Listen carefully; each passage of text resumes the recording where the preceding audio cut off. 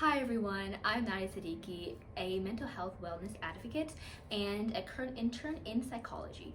This is Corissa Barrow, an absolutely phenomenal psychologist and my amazing mentor. She is an individual and couples therapist and is currently working towards her PhD and of course is excelling at it. Today we are at her business, Therapy & Co., where I'm going to be interviewing this amazing woman about therapy. How do you know when it's time to finally see a therapist? And how to find a therapist that is best suited for you. So let's get on with it then. Yeah. So my first question, how do you know when it's time to see a therapist and that at-home methods like the ones my own account offers, like mindfulness and that sort of thing, just isn't enough to alleviate your symptoms?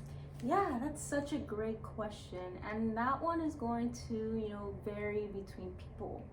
But a lot of good internal check-ins with yourself can be, if you're driving around throughout the day or doing what you need to do and you just have this sudden wave of emotion. For people, it'll just be sudden crying, or it'll be, just snapping really, really fast and in a moment where you're like, wow, why did I get so tense up for that?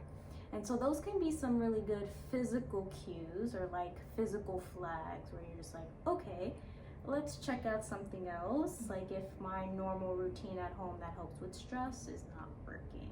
So that I think could be the easiest way to be able to, check in and be like, maybe I should try something a little bit more like therapy. Yeah, so basically you're just seeing to the extent of how it disrupts your actual like day-to-day life. Absolutely, yeah. Okay, that makes perfect sense. Perfect. And so now you're experiencing these symptoms, right? To this extent.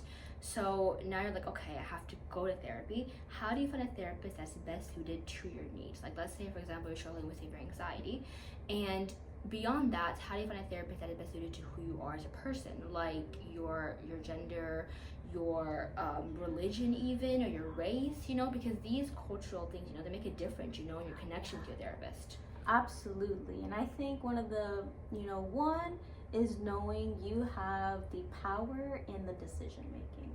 And so even when you, go and Google therapist near me or mental health clinics near me, take the time to look at the list, right?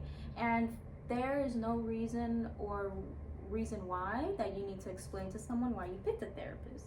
It can be solely because that therapist represents you, and that can be ethnicity, race, religion, culture, gender. Like all of that is your preference, and you have the liberty and freedom to do that. And so, for all of those things that are important for you, those are the things that you should really anchor to when decision making on a therapist. And it doesn't need to be a very quick decision, right? Like take your time. You're shopping for services. Yeah, shopping for services. Like shopping that. for Yeah. services, and you have the power to make those decisions. Yeah, exactly.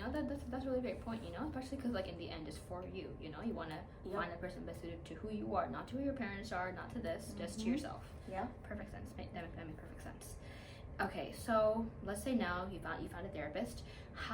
What are the steps setting up an appointment for a therapist? Kind of like simple. I guess like I feel like that can get really technical, but just like generally, like if you're gonna go straight into it, how do you set it up? Like how many times a week should you go to therapy, that kind of thing. Yeah, that's a great one. And so typically each place where you go to is gonna have a portal or some buttons that'll help you take those steps for making that kind of initial appointment, right? And like you said, kind of the technical stuff. Yeah. And so let's say, right, all of that's go, and then how does therapy kind of go from there, right? And so right, it kind of depends on your healing journey, and it really depends on what is that focus or aim, or like what's the part that you really want to kind of address. And that can vary between you going weekly, that can in very other type of circumstances, sometimes twice a week, but more the average is going to be weekly. And it'll go for sometimes 2 months. Sometimes it can be short term, and it can be 6 weeks, or it can go as something as long term as 3-4 months. And so those are, and then too, with picking the therapist, great questions to ask your therapist as far as these are the things I'm concerned about, or the things I want to grow. What is your idea about how my healing journey looks? And those are really great questions to be asking. That's a great question for you to ask. Yeah, exactly. Because you want to make sure that, every single person's healing journey is going to be different. It's going to take different lengths of time. So just preparing for that, that this journey could take me 2 weeks or 2 months, or honestly even 2 years. Yeah. Just to prepare for all of that. Exactly.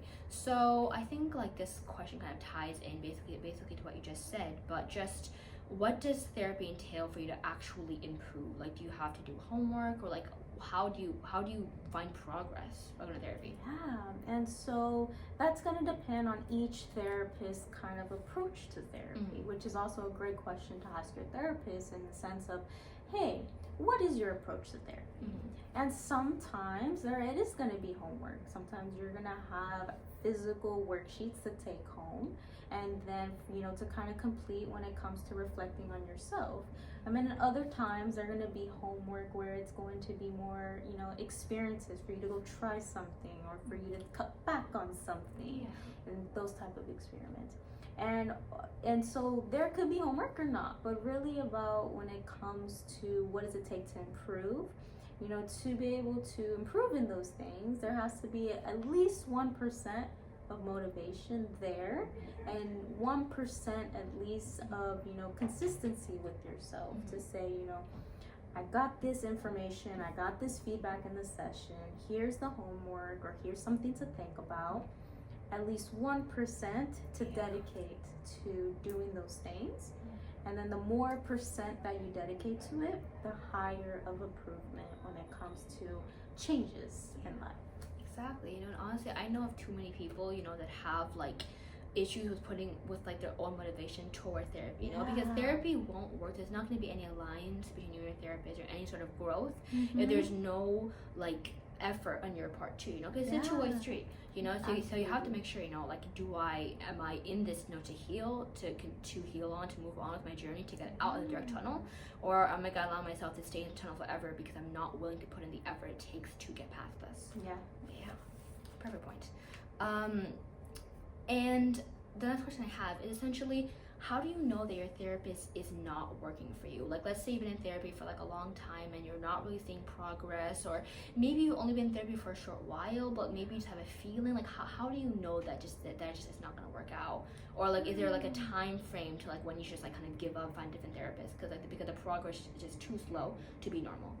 Yeah, and so some really great signs of maybe the alliance or the relationship between you and your therapist is not working is, if there's some parts of your experiences that don't seem, the therapist seems to capture very well, and you kind of leave with this ache in your stomach, or just this not feeling, not too sure feeling.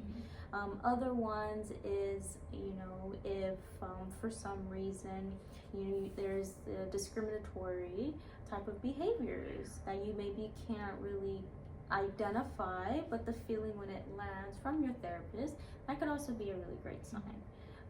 And then just when it comes to your personal preferences of how a relationship should be between someone you're kind of confiding in. Those are all great flags, or kind of things to look out for if it's not working out. But with you two also having the power as a client, I do, really emphasize and encourage to bring it up to your therapist, because sometimes it could be the relationship, or sometimes it could also be blind spots that we're having as clients that is making, improvement really hard. And so even with that, bringing it up to your therapist early on and saying, these are the things I'm kind of feeling, and I'm not too sure what you think about when it comes to this is working out. And then with that too, that's also great feedback for the therapist, because that, on the other side of it, they're also a professional who wants to get better. And so those are all great things to bring up. And if it's sitting there, bring it up. You have the power to do that. Very true, you know, because like just like any other relationship, you know, like this is a relationship too, you know, so maybe you have to put in a bit more effort, some communication there, but at some point you have to know when it's like toxic, I guess, and it's time to let go, find someone else. Yeah, very good point. absolutely. I love that.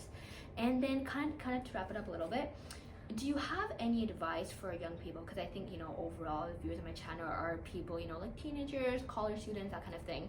Do you have any advice for those people who are essentially financially dependent on their parents, and they need their parents' approval, before moving forward with therapy?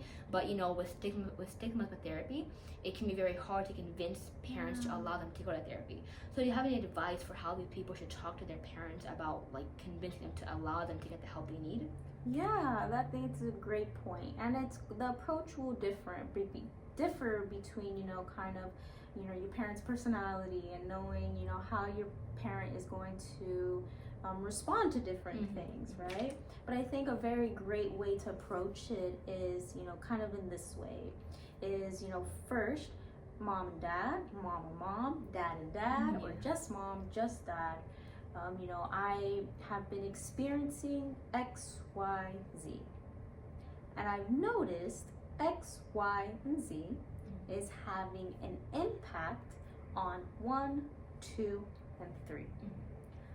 I don't know what's going on, but I trust you enough to tell you these things, and I've seen, you know, therapy really helping people like me, who is 1, 2, 3, right?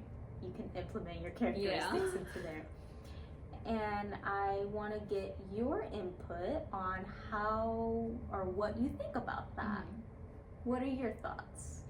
Oh, so kind of opening up the floor for them to have their own opinions too. You know, yeah, because at the end of the day, you know, parents do want the best, you know, for kids, or even vice versa.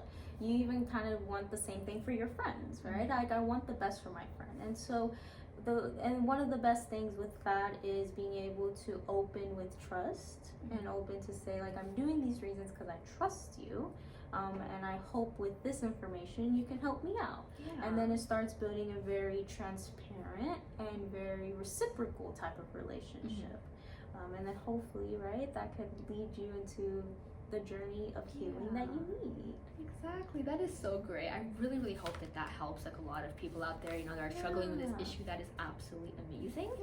I think that essentially kind of wraps up everything I had to ask you. So thank you so much for all of everything and for all your answers. They were amazing. Thank you. Thank all of you for tuning in. Thank you so much. And remember to like this video and to subscribe to my channel, Therapy in a Flash, on Instagram and on YouTube.